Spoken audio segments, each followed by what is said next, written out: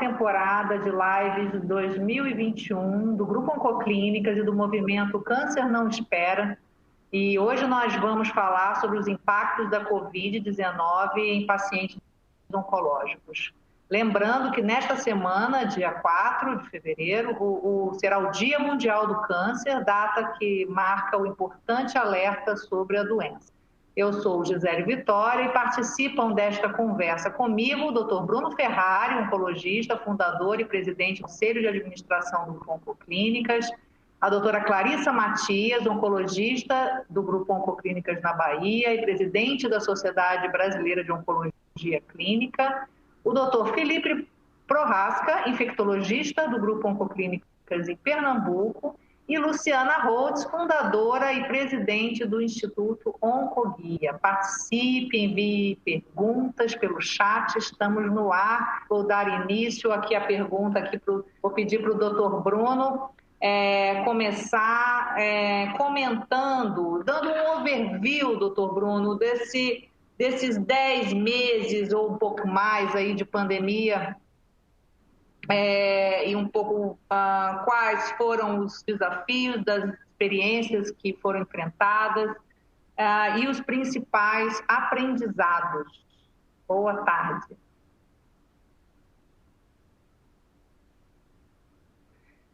Está sem áudio. É verdade. Desculpa. Boa tarde, Clarissa. Boa tarde, Luciana. Boa tarde, Felipe. Boa tarde, Gisele. Primeiramente, desejar um ano de 2021 bem diferente do ano passado. Um ano com mais saúde, com mais tranquilidade, com mais equilíbrio, né? Foi um ano extremamente desafiador para todos nós. Para o Grupo Oncoclínicas foi um ano muito importante, comemoramos os nossos 10 anos, mas também tivemos que nos reinventar frente a um novo mundo, né? E um novo mundo que a gente vai passar a viver daqui para frente. Acho que foram muitos conhecimentos, muita troca de conhecimento frente a algo tão desconhecido para todos de um modo geral, em todos os países, em todos os lugares, né? Percebemos que focar na saúde é importante em todos os seus aspectos. Eu acho que se tem alguma coisa que essa pandemia traz de bom para o futuro é que saúde é importante, saúde importa. E não é só no Brasil, né? A gente viu países do primeiro mundo, como Estados Unidos, Alemanha, Inglaterra, passando as mesmas dificuldades ou dificuldades até vezes maiores do que nós passamos aqui. Eu acho que uma coisa que o tempo mostrou, que o importante é o equilíbrio nas ações, né? É pensar, planejar e ter bastante equilíbrio nas decisões. Infelizmente, isso faltou ao longo do tempo para algumas pessoas, né? Eu acho que no grupo a gente primou por isso, né? A gente procurou tomar todas as atitudes, todas as ações muito bem discutidas, colocamos o nosso comitê de crise, colocamos o nosso comitê de diretores técnicos funcionando diariamente, praticamente, para discutir todas as ações, todos os fluxos. Criamos esses fluxos de uma maneira segura, de modo que conseguimos proteger não só nossos colaboradores, nosso corpo clínico, mas também nossos pacientes. Fizemos algumas publicações de coisas que aprendemos durante a pandemia, e isso é muito importante. Temos outras tantas, né, e outros tantos dados que temos analisados aí, que brevemente estaremos publicando. E, obviamente, que agora estamos entrando numa outra fase, que é a fase da vacinação. Então, é importante, né, que a gente garanta esse acesso à vacinação a todos. Eu acho que é acertado começar para quem está na linha de frente, aí não é só médico, né? Gisele, Clarissa, Luciana, Felipe, é para todos que estão ali no contato e com maior risco, né? E tentando diminuir com que a prevalência desse vírus nas casas das pessoas. Acho, então, que temos que trabalhar duramente aqui para prover um esquema de vacinação adequado para todos, né? E, obviamente, de novo, como não temos nesse momento para todos, vamos priorizar, fazer mais ou menos o que a gente fez.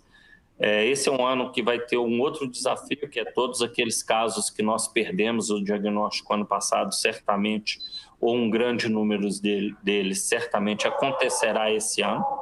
Infelizmente, alguns de uma maneira um pouco mais avançada do que a gente gostaria, e isso em câncer é primordial, né? Diagnóstico precoce é igual a maior taxas de cura. Então, estamos preparados, vamos estar preparados para isso e obviamente que vamos ter que trabalhar em conjunto. De novo, temos que cooperar, vamos ter que cooperar com os diversos serviços de saúde para que a gente consiga prover o melhor sistema de imunização, um esquema de imunização mais eficiente possível. E vamos aprender muito, né? Os pacientes oncológicos têm nos procurado, vacina, qual tipo de vacina, então muitas perguntas com respostas ainda não muito adequadas, mas até mesmo porque essa foi uma população que não foi estudada, né? Então acho que muito do que a gente vai falar de vacinação e de como vacinar e de como agir daqui para frente nós vamos acabar aprendendo mesmo, né? Então nós vamos ter que ser extremamente cautelosos e, de novo, agir com muito equilíbrio e manter tudo o que nós aprendemos no ano passado, porque foi eficiente, né? Do uso da máscara, ao distanciamento físico, a uma higiene mais adequada, isso se mostrou extremamente eficaz. Então, que tenhamos aprendido com os erros, né, que cometemos, com as aglomerações nos serviços, nos transportes públicos, né? Acho que isso tudo é importante, pedir mais consciência às pessoas, né? Cuidar de você significa que você está cuidando do próximo, então eu acho que esse é um momento, de novo, né, de a gente estar aqui pensando sempre no que está no próximo, né? Então, eu acho que a gente tem muito aqui para falar, eu quis aqui só colocar um pouco do que foi feito e principalmente do muito que a gente ainda tem para fazer, né? E agradecer mais uma vez a todos da gente poder estar aqui juntos tentando trazer de novo informação de qualidade, porque isso no fim do dia é o que importa. Muito obrigada, doutor Bruno. Vamos voltar nesses assuntos ao longo da live, sobre vacinação, inclusive, especialmente. Eu queria passar a palavra para a doutora Clarissa. Doutora Clarissa, dentro dessa linha que o doutor Bruno comentou, quer dizer, a gente tem, eu gostaria de saber como é que se compõe hoje o cenário, o panorama atual dos casos de controles voltados para o câncer.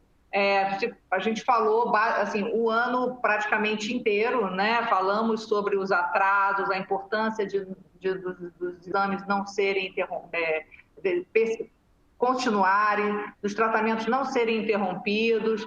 Falamos em atrasos de diagnóstico, como o doutor Bruno mencionou, essenciais aí para a detecção precoce da doença.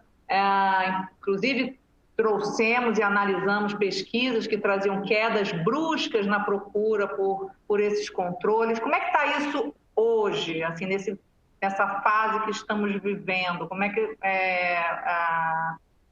seria essa análise hoje? O que mudou, o que se mantém? Bom, em primeiro lugar, agradecer, né, agradecer a todo o grupo, parabenizar o grupo que está começando nessa série de instrumentalizações para os pacientes, acho que é extremamente importante. Dar boa tarde a Bruno, a Ferrari, a Gisele, a minha querida Luciana e a Felipe. Bom, nós não temos dados ainda não temos dados para 2021. Os dados que nós já acumulamos de 2020 são números extremamente preocupantes, né? Com quedas extremamente grandes no número de mamografias, no número de colonoscopias, que são tomografias, né, de tórax de rastreamento, que são exames que realmente mudaram, né, a história natural do câncer. Porque através dos exames de detecção precoce, nós conseguimos detectar o câncer num estadio mais precoce e, portanto, nós conseguimos tratar de forma mais adequada. Nós já estamos vendo, eu diria, você não concorda comigo, mas desde a metade do ano passado, nós já estamos vendo em consultório, né, pacientes, isso tem acontecido, né, em vários pontos do Brasil e do mundo, pacientes chegando com estadios muito mais avançados de doença. Então, é realmente muito preocupante o que vai vir, Gisele. Eu acho que com essa segunda onda, os pacientes voltaram a se retrair, voltaram a ter medo de realizar esses exames. Então, nós precisamos assegurar os mesmos de que hoje nós temos quase um ano de pandemia. Nós aprendemos realmente a tornar os ambientes mais seguros. Isso aconteceu em todos os locais. Então, as pessoas precisam se conscientizar, né, de que quando elas estão indo para um serviço... Outro dia eu ouvi isso numa discussão internacional, o médico dizendo que era muito mais seguro para o paciente estar indo, por exemplo, fazer uma tomografia do que estar indo no supermercado.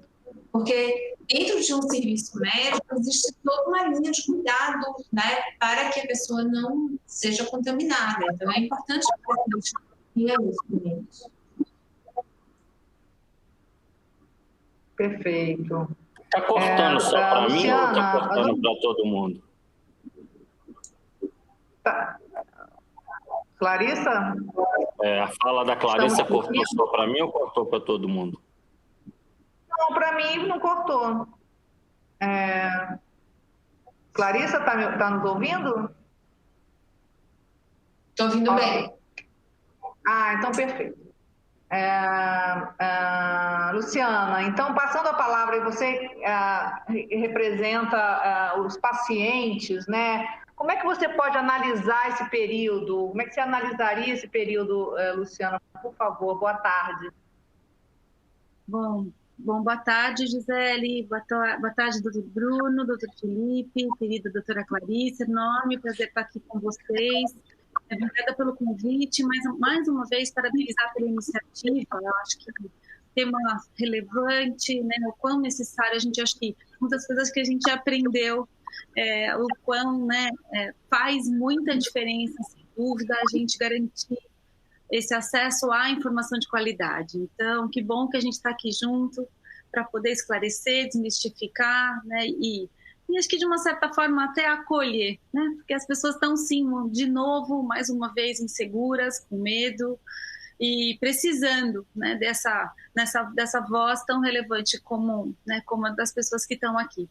Gi, eu acho que tem sido tudo muito difícil, né? Acho que foi um ano absurdamente desafiador, né? Mesmo para o nosso trabalho no Oncoguia, nós precisamos passar até por algumas revisões no formato de atuar. Acho que a parte boa é que a gente já era, né? A gente já nasceu uma instituição digital, né? O Onco começou muito no mundo digital, então essa mudança, né, de literalmente passar a atuar unicamente no cenário digital, ela até que não foi tão dolorida.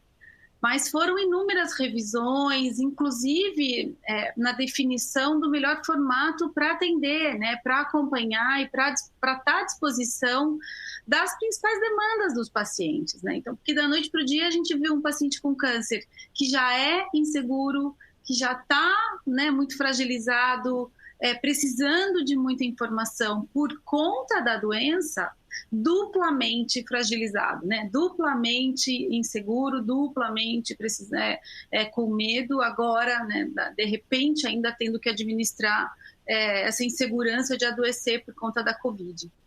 Então, nós fizemos durante, né, do decorrer do ano 2 pesquisas muito importantes. Então, essa pesquisa deixou muito claro o quanto o tratamento estava sendo impactado de diferentes maneiras. Também pudemos, né, obviamente, ouvir do próprio paciente o quanto eles estavam se sentindo, sim, precisando realmente de mais e mais e mais informação de qualidade, precisando de mais informação a respeito de protocolos mesmo de segurança. Então, eu estou realmente seguro se eu for me tratar? Porque a gente ouviu diferentes situações, né? A gente ouviu o tratamento que foi cancelado por conta da instituição, sim, né? E obviamente por todas as razões institucionais conhecidas por todos nós, né? A instituição também foi muito impactada e precisou se reorganizar, mas também, né, também ouvimos muitos pacientes que cancelaram por conta própria, justamente por conta dessa insegurança, por conta do medo. Então, acho que, né, todo esse trabalho, né, de garantir para ele o que fazer, como se proteger, a importância de repente, falar com a sua instituição para conhecer os protocolos de segurança, para não deixar o tratamento interromper, como é que a gente cuidou também da parte emocional, e isso foi bem bacana, porque a gente criou rodas de conversa online, que foram coordenadas pelo nosso Comitê de Saúde Emocional. Essa também foi uma experiência muito rica, que foi muito importante oferecer, né, para os pacientes e familiares esse espaço, né, para que eles realmente, de alguma forma, tivessem a oportunidade de falar sobre seus sentimentos e serem acolhidos, né, de uma certa forma, criando um espaço aí onde eles percebessem que eles não estavam sozinhos diante dessa situação tão difícil que a gente está vivendo todo mundo junto. Acho que para começar é isso, Gi. Obrigada mais uma vez.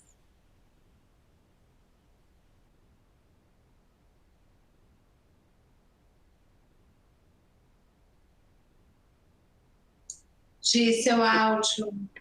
O meu áudio, agora fui eu. O doutor Felipe, sobre o olhar do infectologista, gostaria de ter a sua visão aí desse panorama atual e um pouco desse overview, e também já encaminhar uma pergunta do Rafael Campos, repórter da revista Encontro, que ele pergunta o seguinte: pacientes com câncer e os que já foram diagnosticados no ano passado devem tomar mais cuidado com a Covid do que o restante da população? Por favor, boa tarde, doutor. Olá, boa tarde. Queria agradecer a oportunidade de estar aqui, o convite. Um assunto tão amplo e tão discutido esse ano, mas que ainda tem tanta discussão para render nos próximos anos. O coronavírus trouxe uma transformação muito ampla na nossa realidade. E quem está trabalhando na linha de frente sabe do que eu estou falando. Acaba repercutindo em vários setores do hospital. Infelizmente, no início da pandemia, UTIs que eram voltadas para o controle de pacientes com imunossupressão, que tinham pressão negativa e que tinham um melhor controle do ar, tiveram que ser transformadas para absorver esses pacientes que tinham uma doença com uma transmissão totalmente pelo ar e pelo contato. Foram meses muito difíceis nessas transformações. Todo dia era um dia de matar um leão. Chegou o momento nos hospitais que houve a suspensão dos transplantes, houve suspensão de quimioterapia, houve limitação do acesso dos pacientes ao hospital, como ainda o ar, mas não tão duramente como foi no início da pandemia. Os hospitais tiveram que aprender a se transformar. Os hospitais tiveram que aprender a viver com essa dicotomia de um lado Covid e de um lado não Covid, de uma possibilidade de ter exames de forma mais rápida para poder trazer proteção aos pacientes que têm maior risco. E os pacientes oncohematológicos são pacientes imunossuprimidos. Fatalmente, já tem um risco maior para qualquer tipo de infecção. Para o coronavírus não seria diferente. Independente de estar em tratamento ou não, são pacientes que já têm esse risco e que ele pode ser ainda maior a depender do tratamento que está sendo induzido ou até mesmo da fase do tratamento contra o câncer que ele está. Então, há necessidade não só de uma maior precaução das pessoas que têm doenças oncológicas e hematológicas, como também das pessoas ao seu redor, para impedir e minimizar o risco do coronavírus entrar na sua casa. Então, quando se fala desses cuidados, são cuidados para todas as pessoas que convivem ao seu redor. E isso é bastante importante, principalmente, já foi um ano difícil, já foi um ano em que muitas pessoas tiveram que afastar de suas famílias, em que houve uma preocupação extra no Natal e Ano Novo, assim, de um ano tão difícil, de ter essa oportunidade de se reencontrar. Mas, infelizmente, a exposição ou reexposição é um risco frequente, e agora com as novas cepas, há uma necessidade de ter um cuidado maior para entendermos o que essas novas cepas serão para esse perfil de paciente. Perfeito, muito obrigada. Doutor Bruno, vou dar início aqui a algumas perguntas sobre vacinação, tema vacinação. Nós temos aqui uma pergunta do jornal O Globo, da repórter Carolina Mazzi. Ela pergunta o seguinte: de acordo com o Plano Nacional de Vacinação, divulgado até o momento pelo Ministério da Saúde, o câncer consta como critério de qualificação para imunização no grupo prioritário, que considera uma grande lista de comorbidades e outros perfis que devem ser imunizados dentro de um bloco que contemplaria 77 milhões de brasileiros. Alguma mobilização se faz necessária para pedir que haja celeridade para os casos de câncer? Ela pergunta. Que sorte nós temos de ter o Felipe aqui, hein? Gisele, o fato é o seguinte, nós não estamos conseguindo, infelizmente, vacinar nem o primeiro grupo, que são os profissionais de saúde em contato direto com pacientes com Covid. A mobilização, acho que nós temos que manter a mobilização constante para que todos recebam. Obviamente que a gente sabe, eu acho que o Felipe deixou bastante claro, que o paciente imunossuprimido ele tem mais riscos. O nosso estudo que nós publicamos no JCO, que é um jornal americano de oncologia, mostra que os pacientes com câncer, com Covid, podem ter um prognóstico pior dependendo da fase da doença e do tratamento que tomam e da idade. Ou seja, então a nossa mobilização tem sido frequente. Clarissa está aí, presidente da SBOC, procurando fazer e mobilizar os oncologistas e todos os governantes em relação a isso. Nós, como grupo privado, né, você sabe, eu sou presidente do Conselho de Administração de um dos maiores grupos privados de oncologia da América Latina. A gente também tem procurado fazer isso, não só para proteger quem está na linha de frente, mas também para resguardar os direitos dos pacientes. Mas, obviamente, que é como o levantamento está bem claro. São 77 milhões de pessoas que estariam nesse primeiro bloco e o que a gente tem hoje são 12 milhões de doses de vacina. Estamos aqui torcendo para que haja mais medicina, haja mais política pública e menos política, mesmo dentro desses cenários que se põem, para que a gente possa atender a todos.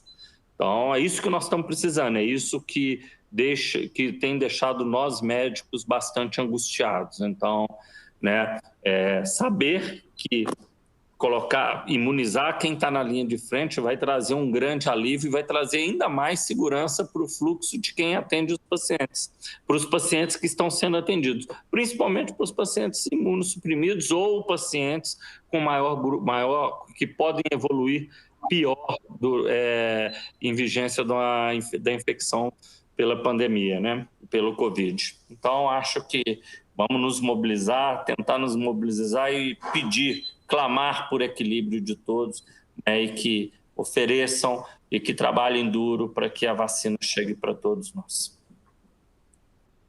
Perfeito, perfeito. Eu queria, na verdade, estender essa pergunta, ela é muito relevante para todos. Então, gostaria de passar a palavra também para a doutora Clarissa, na sequência, os demais. Por favor, doutora Clarissa.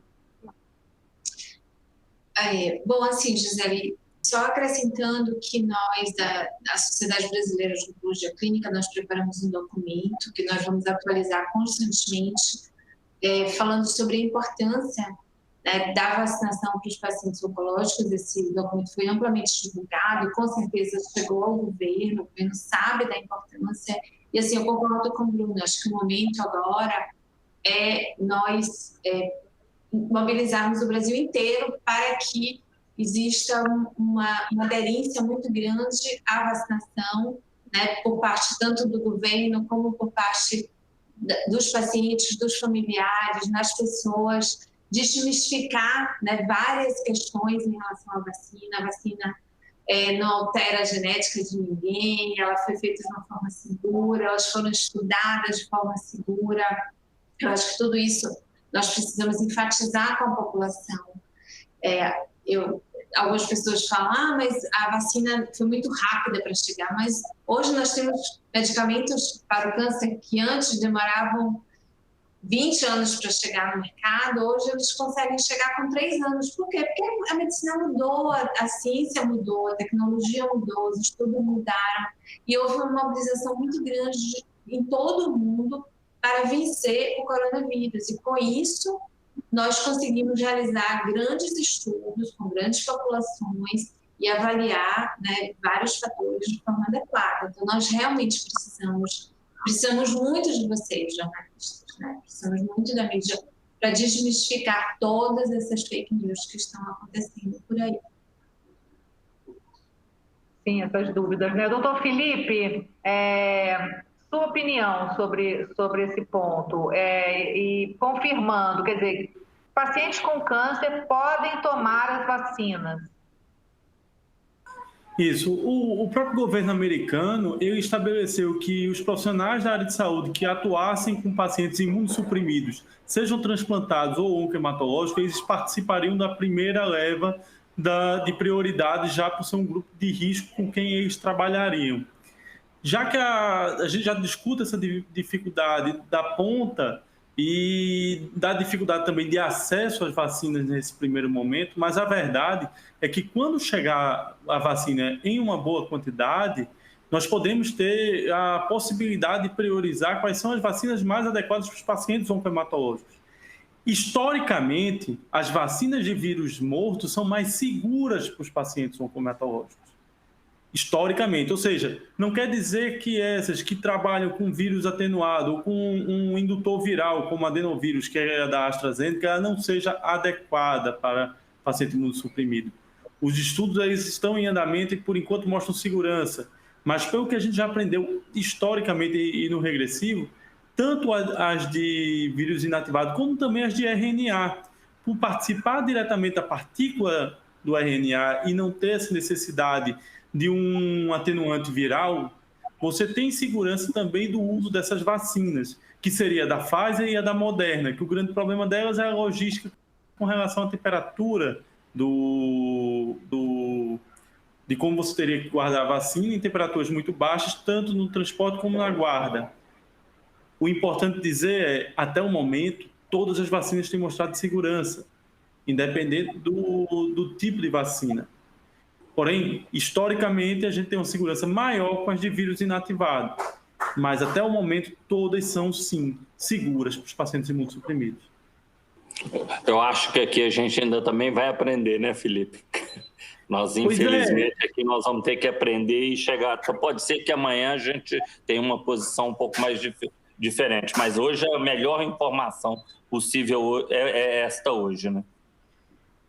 Nós estamos numa fase que nem podemos escolher as vacinas, né? Nós nem podemos escolher qual vacina tomar, nós temos que tomar a que tem disponível. Hoje saiu o estudo da Johnson & Johnson, né, mostrando que a vacina com uma dose apenas está tendo uma eficácia de 67%, que é maravilhoso. Já era uma vacina que já dizia ter uma dose ter eficácia muito alta e que tem a grande vantagem de você poder colocar em geladeira e não ter a necessidade do freezer e por uma dose única. Isso aí então tem um impacto em quantidade de seringa, por exemplo, para países que têm esse tipo de problema, como na África, tem um impacto também com relação à logística. E outras, são 156 vacinas que estão em estudos no momento. Nós temos essa que terminaram em fase 3, agora a 7ª vacina em fase 3, mas vamos ter em breve 156 vacinas no nosso meio. E acredito que sim, é um grande aprendizado. Aconteceu isso com a H1N1. Quando teve a epidemia da H1N1, chegou a vacina, tomou e na H1N1 a gente tinha um problema das gestantes, que era um fator de risco, então elas tiveram que ser vacinadas primeiro sem estudo nenhum na época. Com relação às gestantes. Foi uma droga. E por quê? O que é que fizeram com as gestantes? Já que eu não tenho estudo, as inativadas garantem para as gestantes.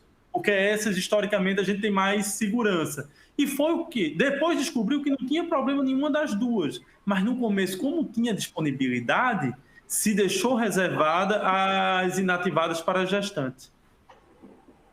Ótimo. Perfeito. Excelente. Eu então, Luciana, eu tenho uma pergunta para você. Você acha que está claro isso para os pacientes oncológicos? Isso está efetivamente esclarecido? Olha, era o que eu queria apontar aqui. Não é fácil, não é fácil. E você sabe que semana passada eu tive a oportunidade de ouvir acho que uma pequena apresentação, né, acho que dessa referência aqui dessa geração, que é o Dr. Harari, né? E ele trouxe justamente isso, né? Ele falou, acho que se tem um aprendizado dessa pandemia é o quanto a gente precisa investir em educação da população leiga para as questões da ciência. É difícil entender, né, da noite para o dia, né, essa história, nossa, mas eu estou tomando a vacina, vai entrar vírus vivo, vírus morto, né, o que faz bem, o que não faz mal, e as informações, elas estão mudando, né, é difícil você explicar isso, calma que pode ser que amanhã mude tudo, não é fácil, então a gente vai, né, graças a Deus, contando com a referência das sociedades médicas, então a SBOC fez um material incrível, a Sociedade Brasileira de Hematologia também criou, né, um book incrível de apoio, e que são os materiais que nos apoiam e que a gente percebe que tem essa mudança, que tem essa adequação diária, e a gente vai falando, olha, calma, vamos devagar, né? Vamos escutando caso a caso, tem muita insegurança mesmo no ar, né, no momento de tomar vacina, qual vacina tomar. Então, sem dúvida nenhuma, mais uma vez, essa é uma conversa de muita relevância, né? Mas tem um lado bom, né, Luciana? Como nunca as pessoas estiveram tão atentas a isso, né? Então, acho que isso é fundamental. Esse tipo de curiosidade, de atenção, se fizer presente hoje, sempre nós vamos ter uma medicina melhor no futuro. Sem dúvida. Nós vamos ter uma atenção médica melhor nesse país. As pessoas vão cuidar mais disso. Elas vão perceber o tanto que isso é importante, não só quando chegam nelas. Porque está chegando, né? Todo mundo. Quando que a gente imaginou que a gente ia ter uma reunião da Anvisa passada ao vivo numa Globo News, mais de 6 horas de duração, com milhares de pessoas assistindo, né? Assim, com torcida, né? Com torcida, de tipo, vai passar, não vai passar, todo mundo entendendo o que é estudo clínico fase 1, fase 2, fase 3. Isso realmente, sem dúvida nenhuma, acho que tem uma importância gigantesca. É isso mesmo. Você acha que assim, você percebe pacientes mais encorajados, até que ele gostaria de perguntar a tomar a vacina, vocês todos? É claro que eu acho que tem a turma insegura, acho que do mesmo jeito, né? Talvez pertinho de todos nós, né? Tem gente insegura, tem gente com medo, tem gente louco para tomar, tem gente que já está, né, braço de fora. Mas a gente tem acompanhado, gente. Tem isso também entre os pacientes. A gente começa a perceber talvez até uma mudança mais positiva pro lado de tomar. Então, sem dúvida, as campanhas são muito necessárias. A gente precisa falar muito sobre isso, deixar a população tranquila. Mas trabalho diário, né? Sem desistir. E lembrar que vacinar... Só completar, José, lembrar que vacinar não vai ser um passe de liberdade, né, gente? Até mesmo porque na população específica oncológica, a gente não sabe nem se a taxa de eficácia é semelhante à população que não está imunossuprimida, né? Então, tem uma coisa que a gente sabe é que tem que ter tem que haver imunocompetência para que haja, né, a produção de anticorpos. Então, muitas vezes a gente não vacina o paciente oncológico durante um tratamento imunossupressor porque sabe que não vai gerar anticorpos. Então, a gente se preocupa muito com um calendário de vacina dos pacientes antes mesmo de começar os nossos tratamentos, para ter uma maior eficácia. Então, essa é um dos pontos que a gente tem que deixar bem claro. Vamos imunizar, mas nós vamos continuar com as medidas que se mostraram efetivas, que é o uso da máscara, o distanciamento físico, né? Essa nova etiqueta de higiene social, né? Perfeito, perfeito. Olha, temos uma pergunta aqui da Folha de São Paulo, do jornalista Emílio Santana, que na verdade é um exercício aqui difícil, que é o seguinte.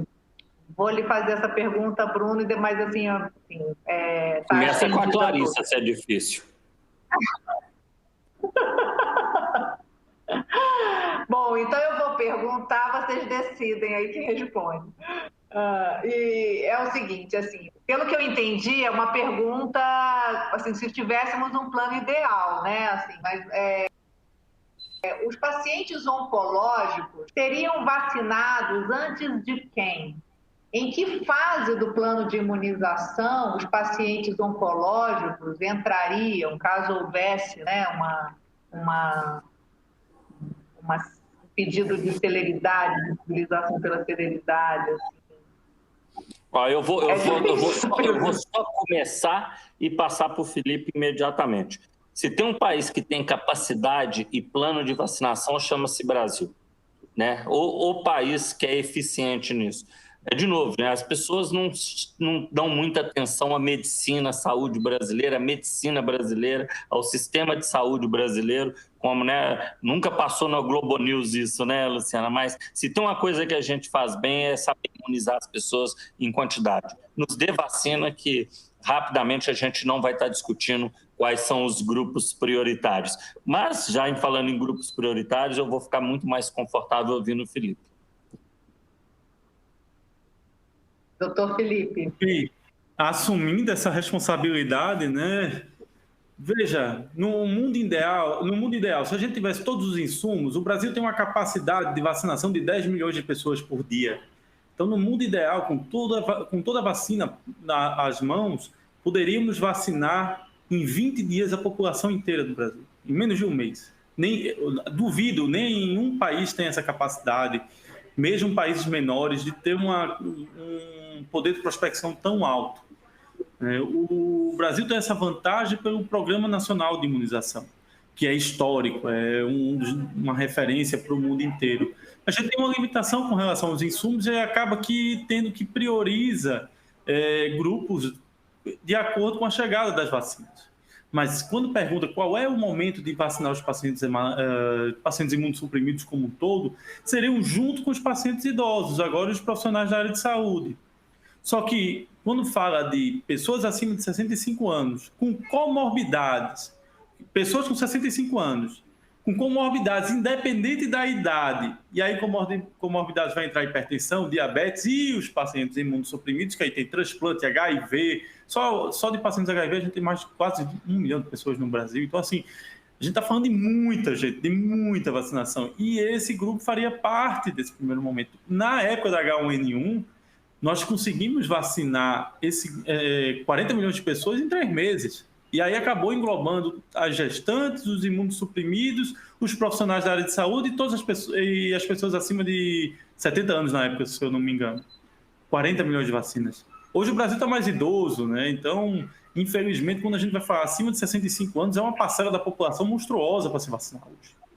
E mesmo assim, quando coloca os imunossuprimidos, também é muito grande, porque vai incluir muita gente transplantada, oncohematológico, pacientes que entram no grupo também usuários de corticoide, pacientes asmáticos, pacientes com doença pulmonar, pacientes com HIV, que convivem com HIV. Então, assim, querendo ou não, seria um grupo prioritário para ser vacinado nos primeiros 3 meses no mundo ideal. Né? Nos primeiros 90 dias seria o ideal. Se a gente olhar bem o plano de imunização, ele não é um plano ruim, não, é um bom plano. Eu acho que quem trabalhou nesse plano trabalhou muito bem. O que nós estamos dependendo é de insumo mesmo, nós estamos dependendo de vacina, mas o plano está, no meu modo de ver, é um plano bem desenhado, foi muito bem elaborado. Parabéns às autoridades e a todos os profissionais que nele trabalharam. É a mesma interpretação que a gente tem. Assim, agora é corrida pelos insumos, porque não é só o Brasil que está passando pela pandemia, né? É um problema mundial. Nós temos que vacinar 9 bilhões de pessoas. Esse é o grande ponto. Né? Nós temos um bom plano, uma excelente capacidade de execução desse bom plano, só não pode faltar vacina. É uma Ferrari sem gasolina. Assim, né?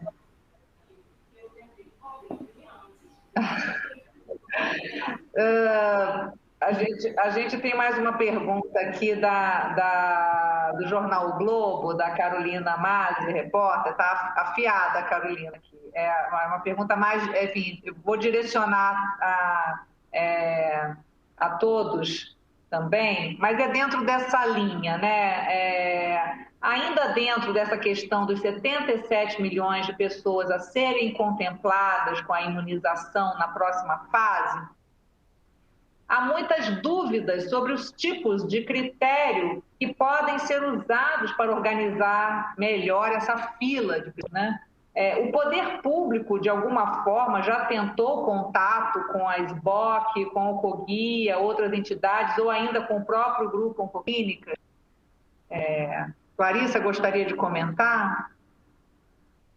Então, nós fizemos o contrário, né? Nós preparamos o documento e nós enviamos para o poder público e disponibilizamos.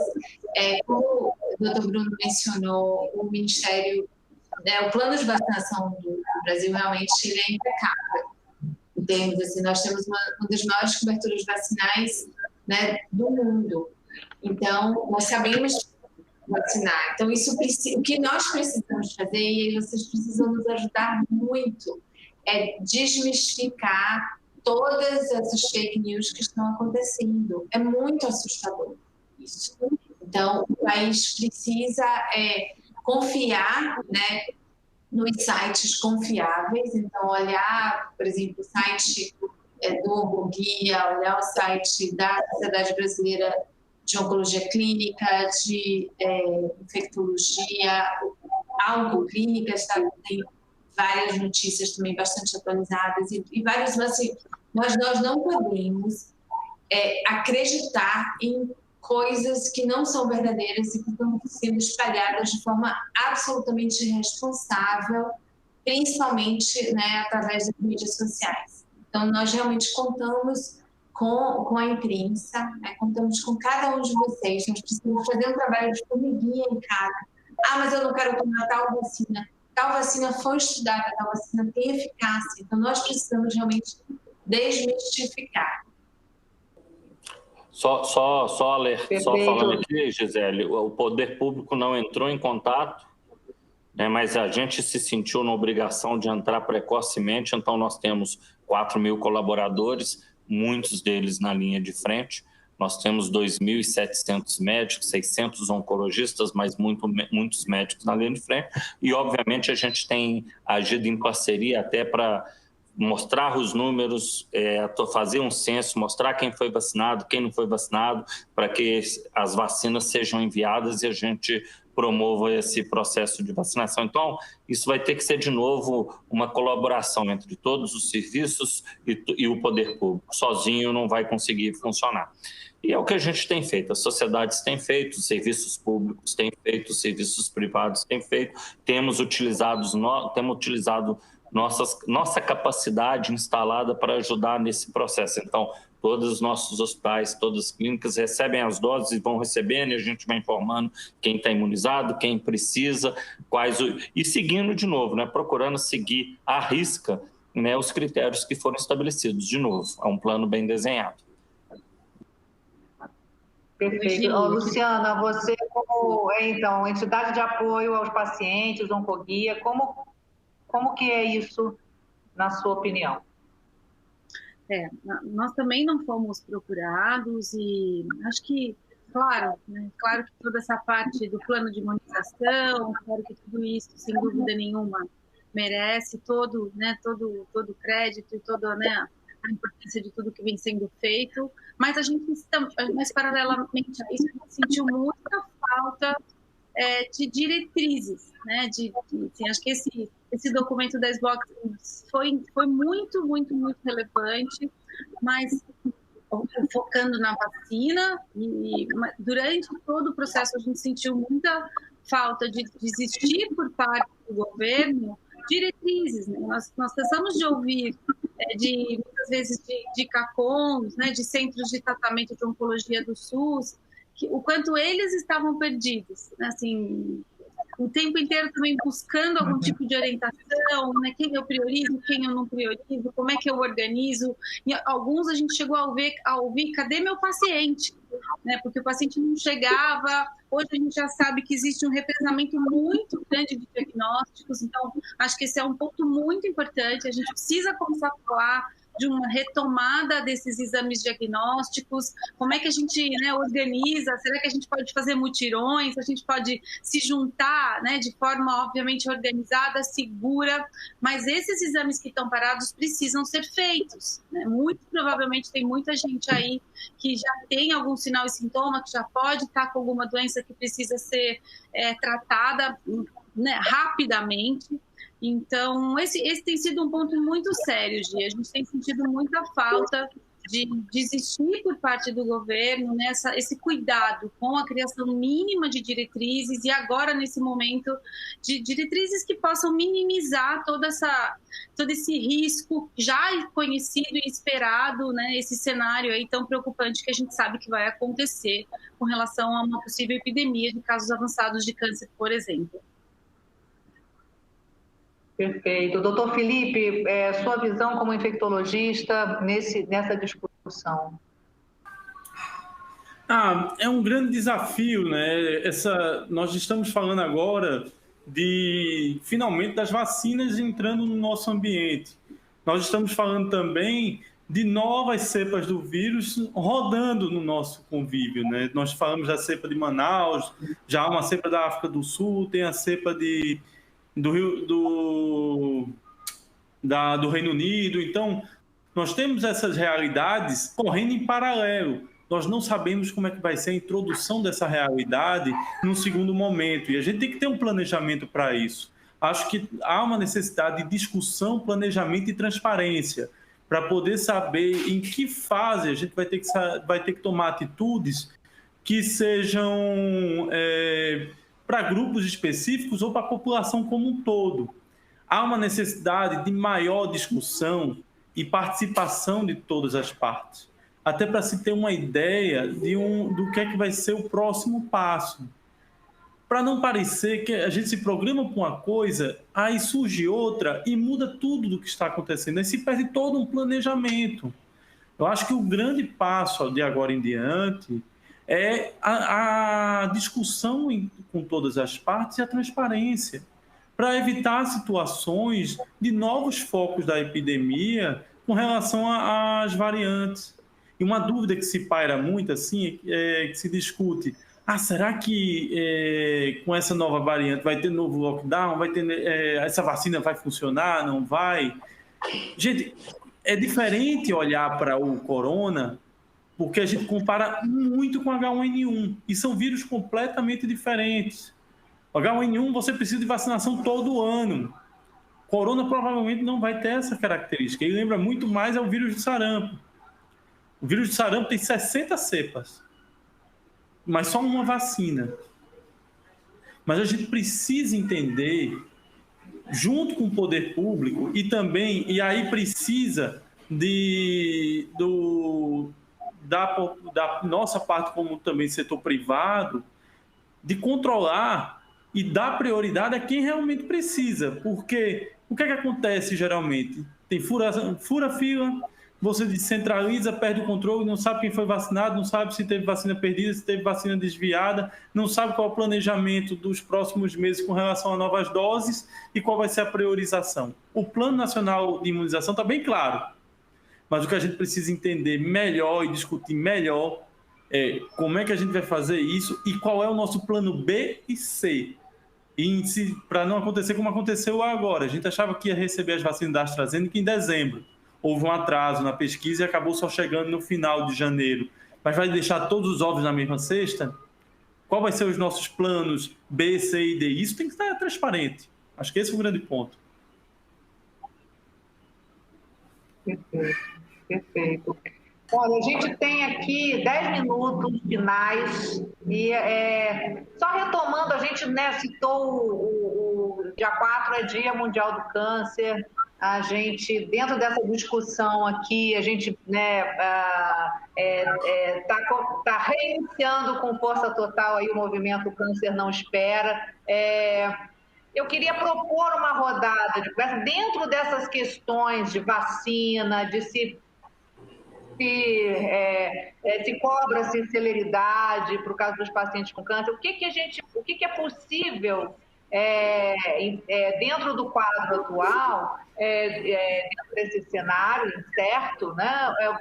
Temos um Dia Mundial do Câncer, onde se discuta esses caminhos do panorama Covid para o paciente oncológico, seja vacina, seja questão de interrupção dos exames e dos tratamentos, enfim. Eu gostaria de propor essa discussão final aí, doutor Bruno, quiser puxar aqui, ou doutora Clarissa, vocês...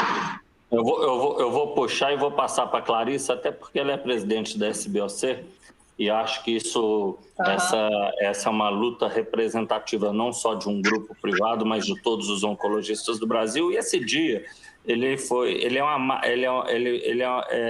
importante, né, Gisele, para a gente lembrar da importância de fazer o diagnóstico precoce do câncer.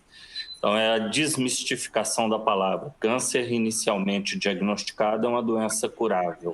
Então, a gente tem que estar com isso na cabeça. E, obviamente, que tudo que a gente discutiu aqui hoje dos fluxos e da vacinação de todos os grupos, inclusive daqueles que estão na linha de frente, melhorando ainda mais a segurança dos serviços de saúde para que possam receber os pacientes e fazer seu diagnóstico precoce, é a coisa mais importante. Então, né, para nós não muda nada. Só muda que nós vamos ter que ser mais seguros, cada vez mais seguros. Eu acho que esse é um ano de mais esperança, né? Ano passado a gente não sabia nada, não sabia nem como tratar os pacientes graves. Hoje a gente tem visto os pacientes serem mais adequadamente tratados em casa, no hospital, na UTI. Os resultados têm sido melhores, as taxas de mortalidade têm caído, as taxas de recuperação têm aumentado, e nós agora estamos com um cenário que nós estamos falando de prevenção. Fora tudo que a gente aprendeu ao longo do ano. De novo, a máscara, o distanciamento físico, o lavar as mãos e o tanto de coisa que nós vamos acabar prevenindo, né, com essas poucas atitudes. Esquece Covid, esquece outros processos, outras doenças infecciosas tão importantes quanto. Essa tem um alto poder de contágio e tem mobilizado muito. Mas tem muita coisa por trás disso aqui que nós temos que nos preocupar também. E uma delas é esse diagnóstico precoce. Esse ano vai ser muito importante, porque certamente nós vamos ter um número maior de diagnósticos do que nós tivemos ano passado, e talvez teremos que ter mais celeridade na hora de diagnosticar e conduzir os casos. A gente não vai ter muita margem para, nós temos um tempinho que vai ser diagnosticar e tratar. Esse não é um desafio tão grande para os grupos privados, que são extremamente organizados, mas é um desafio maior no sistema público. Nós vamos ter que trabalhar junto com isso, e como oncologistas vamos ter que estar nessa linha de frente para superar mais essa diversidade. Clarissa? Então, lembrando... muito obrigada, Bruno. Então, assim, lembrando que o dia 4 de fevereiro é um dia internacional de combate ao câncer, e a UICC ela tem uma campanha muito bacana esse ano que fala assim: eu sou e eu vou. Então, assim, eu sou uma profissional de saúde e eu vou transformar, né, o câncer numa doença curável. Então, nós temos cada um de nós, né, desde a pessoa que é um familiar de um paciente, né, até o presidente dos Estados Unidos. Cada um de nós tem uma missão no combate ao câncer. E nós precisamos assumir essa missão e trabalhar com ela. Então, assim, isso é o que eu deixo para vocês aqui. Eu acho que essa questão da responsabilidade. Acessem o site da UICC, que é bem bacana. Então, vamos fazer a nossa campanha. Gente, eu ia concluir a rodada aqui, mas chegaram e a gente Chegaram duas perguntas muito bacanas de duas pacientes, eu não quero deixá-las sem resposta. Perguntas objetivas aqui. A Rita Batista é uma delas. Rita, obrigada pela pergunta.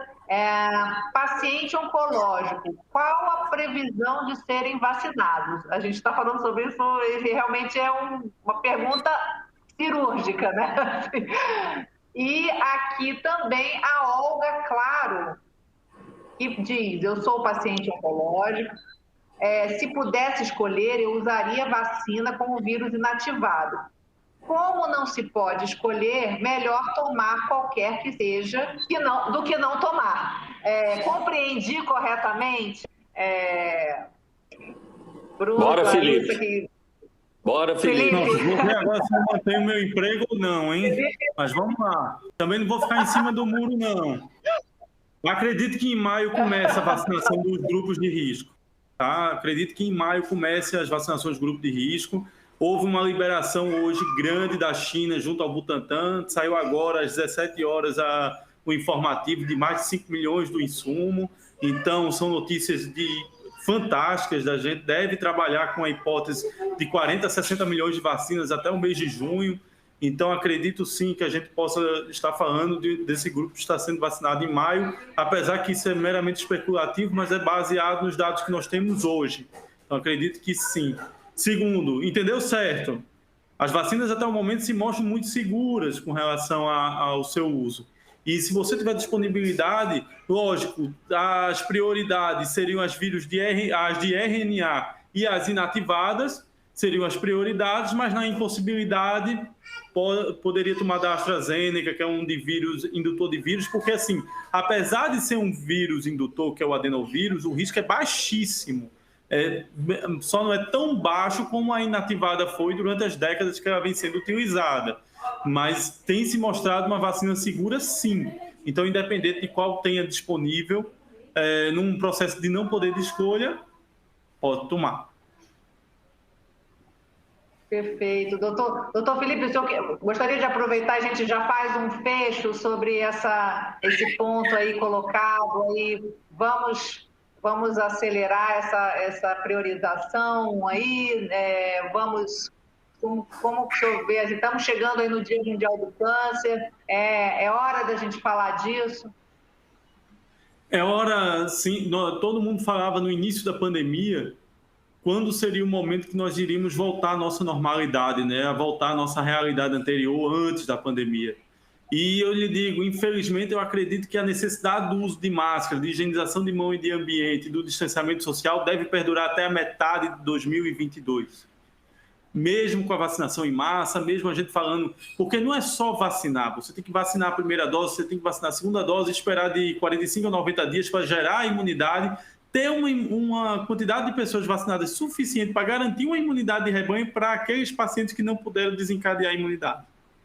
Então, falando numa população de 9 bilhões no mundo e mesmo numa população no Brasil de 220 milhões, nós acreditamos que o uso de máscara e esses cuidados devem permanecer até a metade do ano que vem. Agora, essa transição de hoje para a metade do ano que vem vai ser bem diferente do que aconteceu nos últimos 12 meses. E quando nós olhamos para a história, e é importante lembrar, porque a gripe espanhola em 17 a 21, ela matou 100 milhões de pessoas no mundo com 2 bilhões de habitantes. Foi muito maior. Agora, naquela época não tinha uso, não existia antibiótico para as infecções secundárias. O próprio termo influenza, vírus influenza, veio do Haemophilus influenza, porque era a bactéria mais comum que matava naquela época. Não existia vacina ainda para Haemophilus influenza e não sabia que era um vírus que estava induzindo a doença pulmonar com complicações bacterianas. O corona ele trouxe um impacto muito grande, não no nosso contexto, na nossa forma de ver, mas a segunda onda da gripe espanhola matou mais do que a primeira. E eu acredito que a gente aprendeu muito nesse ano e aprendemos também a conduzir melhor os pacientes. E temos disponibilidade de leitos de terapia intensiva que não existia na época da Primeira Guerra Mundial. Nós vivíamos um período de fake news e de disseminação de fake news e de problemas econômicos por causa da Primeira Guerra Mundial na gripe espanhola. É uma situação muito diferente, mas também não podemos ficar estáticos. porque senão nós vamos deixar o vírus avançar. Ótimo ponto, muito obrigada. Luciana, representando aí os pacientes pelo Instituto Oncoguia, o que vamos fazer para mobilizar no Dia Mundial do Câncer, né? Como vamos conduzir essa questão da vacina dos pacientes? O que você defende? Olha, Gil, eu acho que a gente tem que aproveitar, sem dúvida nenhuma, agora o dia 4, né, que existe uma organização como a UICC liderando esse movimento de chamar a atenção do mundo todo, né, de todos os principais líderes e de toda a população, para que as pessoas entendam, sim, que o câncer é um problema de todos nós, que precisa do nosso envolvimento. Tem muito mito, muito preconceito que precisa ser derrubado, e que a gente tem um papel ativo, né, de muita responsabilidade com relação à nossa própria saúde. Esse ano tem uma coisa muito legal, que eles estão propondo o desafio dos 21 dias, e nesse desafio dos 21 dias, né, eles pedem para que você escolha um hábito que você gostaria de incorporar na sua vida, e que você, né, pratique esse hábito durante 21 dias, eles garantem que esse hábito fica e não vai mais embora. Então, do nosso lado, até para deixar, né, esse momento um pouco mais leve, a gente está convidando, então, todo mundo, né, a escolher um hábito saudável que precisa ser incorporado aí na sua vida. Então, sem dúvida nenhuma, né, a gente precisa falar de combate ao sedentarismo, de combate à obesidade, obviamente de combate ao tabagismo e muitas outras questões aí. Mas não tem jeito, né? Tudo isso caminhando junto com, né, com a questão da vacina, com a questão de todos os cuidados, com a questão muito grave com relação a uma possível epidemia de casos avançados de câncer. Temos que seguir falando do assunto, chamando atenção, né? E sem desistir, sem dúvida nenhuma, todo mundo junto. Sem dúvida faz muita diferença para os pacientes.